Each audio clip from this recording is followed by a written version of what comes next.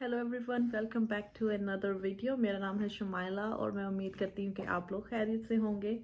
तो आज की वीडियो स्टार्ट करते हैं और मैं आपको सुनाती हूँ हमारी बेटी के बर्थ सर्टिफिकेट की स्टोरी। हमारे साथ यहाँ पे क्या हुआ। तो मैं एडमिट थी हॉस्पिटल में। यहाँ पे उन्होंने हमें एक फॉर्म दिया बर्थ सर्टिफिकेट अप्लाई करने के लिए, जिसमें इसका नाम, पेरेंट्स का नाम, मदर फादर और एड्रेस, ये सब कुछ रिक्वायर्ड था। तो हमने वो सब कुछ फिल करके भेज दिया। तो हम लोग एक्सपेक्ट कर रहे थे कि घर पे डिलीवर होगा, मोस्टली यही होता है, लेकिन ये एक्सपेक्टेड नहीं था कि कितने वीक्स में डिलीवर होगा। तो हम लोग घर आ गए, उसके विद इन 2 वीक्स ही हमें इसका बर्थ सर्टिफिकेट रिसीव हो गया। और मेरी आदत है कि जब भी कोई डॉक्यूमेंट आता है या कोई भी फॉर्म होता है, हम उसे अच्छी तरह से रिव्यू करते हैं जस्ट टू मेक श्योर उसमें कोई मिस्टेक ना हो। और अच्छा हुआ कि हमने ये भी किया इसके बर्थ सर्टिफिकेट के टाइम पे, क्योंकि उसमें सब कुछ तो ठीक था लेकिन मेरे नाम के स्पेलिंग गलत थे। चलो जी, एक और परेशानी शुरू हो गई है। अब स्पेलिंग मिस्टेक को कैसे सही किया जाए।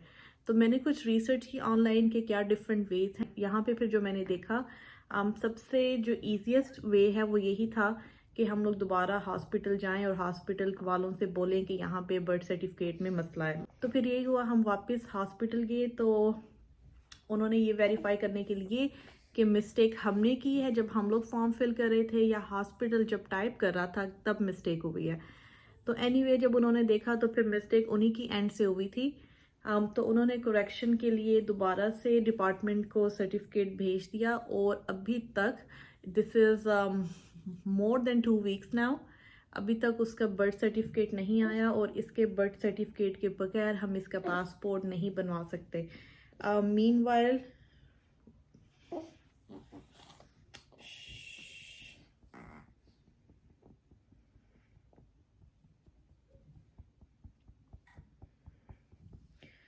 ओके, मीनवाइल फिर मैंने यहाँ पे न्यूयॉर्क स्टेट के डिपार्टमेंट ऑफ हेल्थ और हाइजीन से एक सर्टिफाइड कॉपी ऑर्डर करवाई है, जो कि through online third party order की है।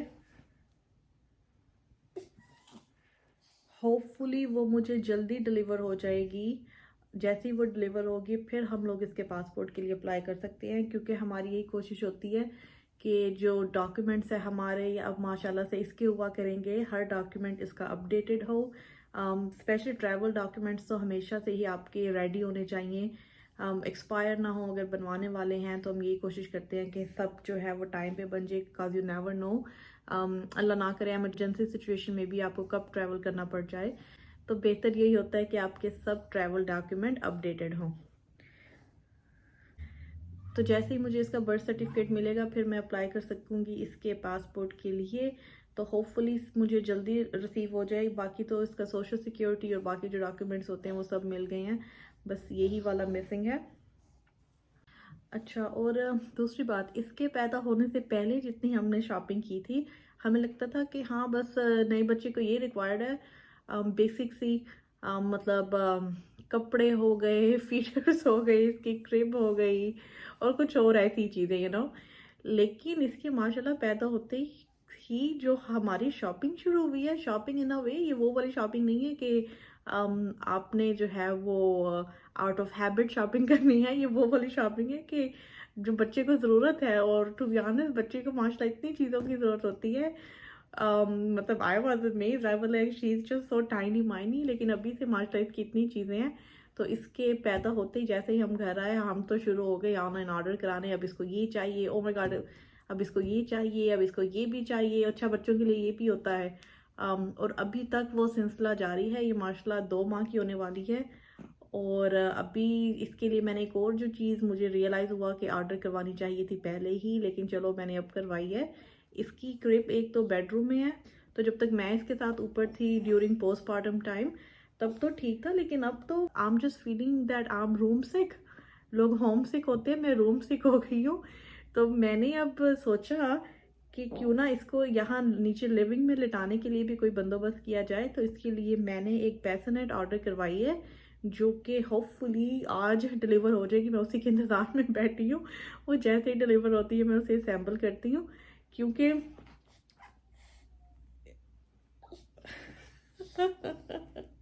I think she is carrying up.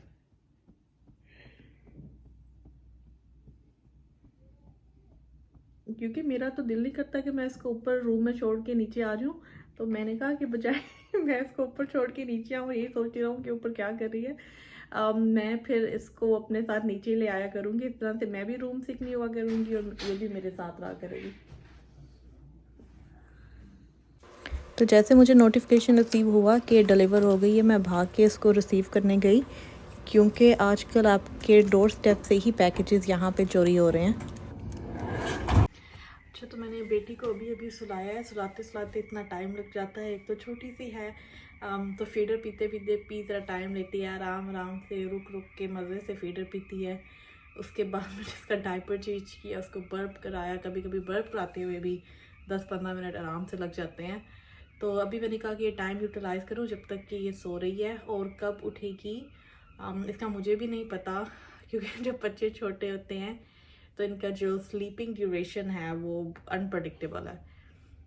कभी कभी तो 1 घंटे बाद उठ जाते हैं, कभी कभी she स्लीप्स like for 3 good hours. So it really depends कि उनका क्या मूड है। तो चलें, जब तक वो उठती है मैं कोशिश करती हूँ अगर ये मैं पैसेनेट मुकम्मल असेंबल करूँ। So let's start. तो ये इसमें सारे फीचर्स हैं।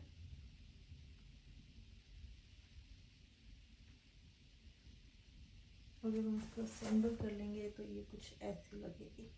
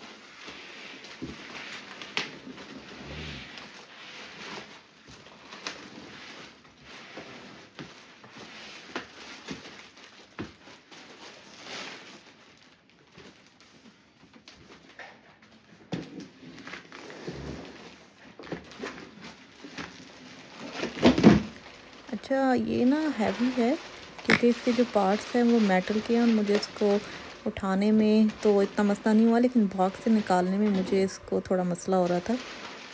अच्छा, सबसे पहले मैं क्या करूँगी कि इसके पार्ट्स जो हैं एक दूसरे के साथ ज़िप टाई से बंधे हुए हैं, तो सबसे पहले मैं वो खोलूँगी और सारे पार्ट्स अलहदा कर लूँगी ताकि मुझे समझ आए कि कौन सा पार्ट कहाँ जाएगा। ये इसका मैट्रेस है जो मैं बाद में चाहिए तो ये मैं अलग से रख लूँगी। ओके जी।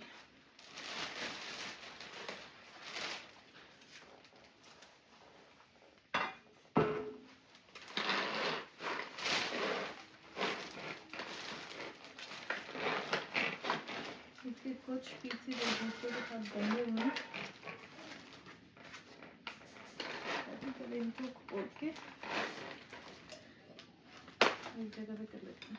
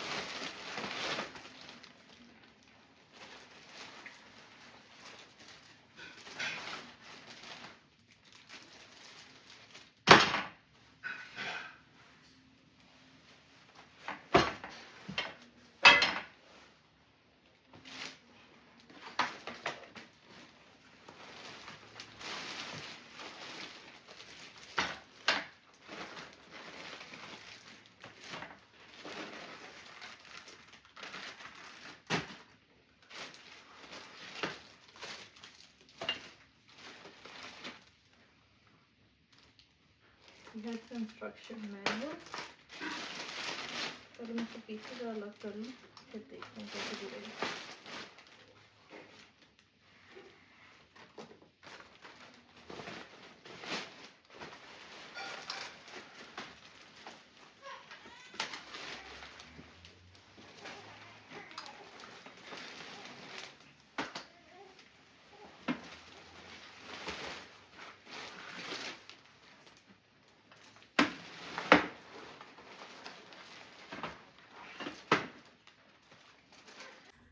अब हम उठ गए हैं, तो ये होता है बच्चों के साथ। तो कोई भी काम करने लगे तो अपने आप को एक्स्ट्रा टाइम दें। जो टाइम हमने सोचा होता है कि शायद उतनी देर में काम हो जाएगा, लेकिन नहीं, ये लोग कभी भी उठ सकते हैं।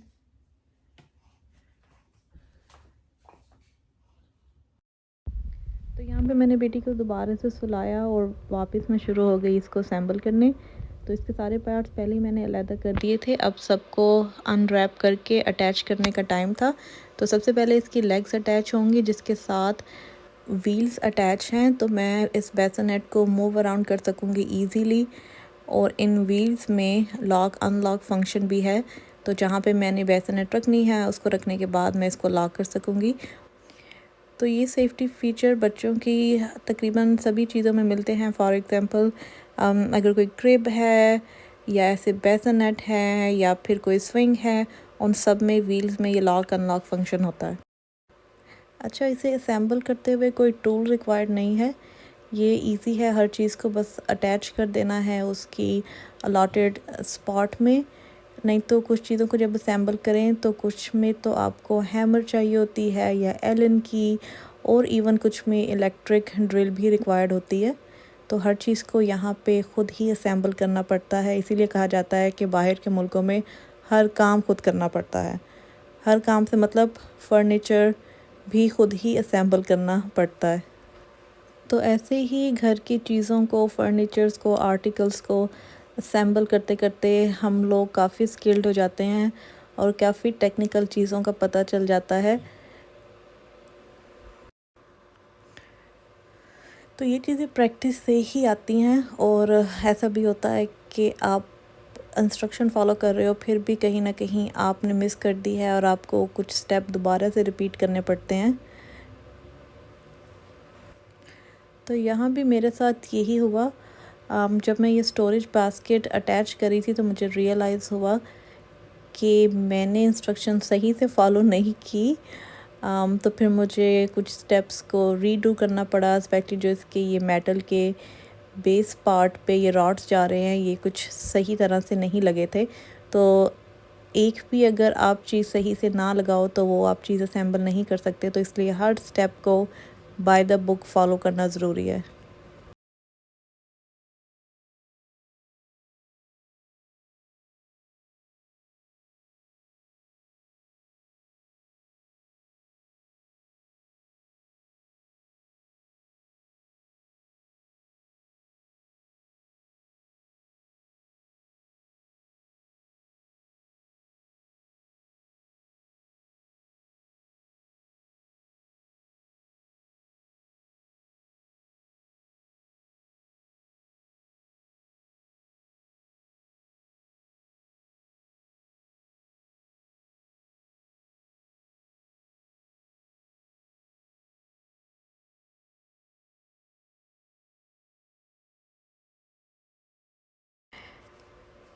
तो ये बेसनेट असेंबल हो गई है। अब मैं इसका जो मैट्रेस आया है, जो बड़ा थिन सा मैट्रेस है, नीचे कार्डबोर्ड की सपोर्ट है, तो ये फिट हो गया। और ये देखें, easy to move, wheels lock unlock function, और इसकी हाइट भी एडजस्ट हो जाती है। और also this works as a swing.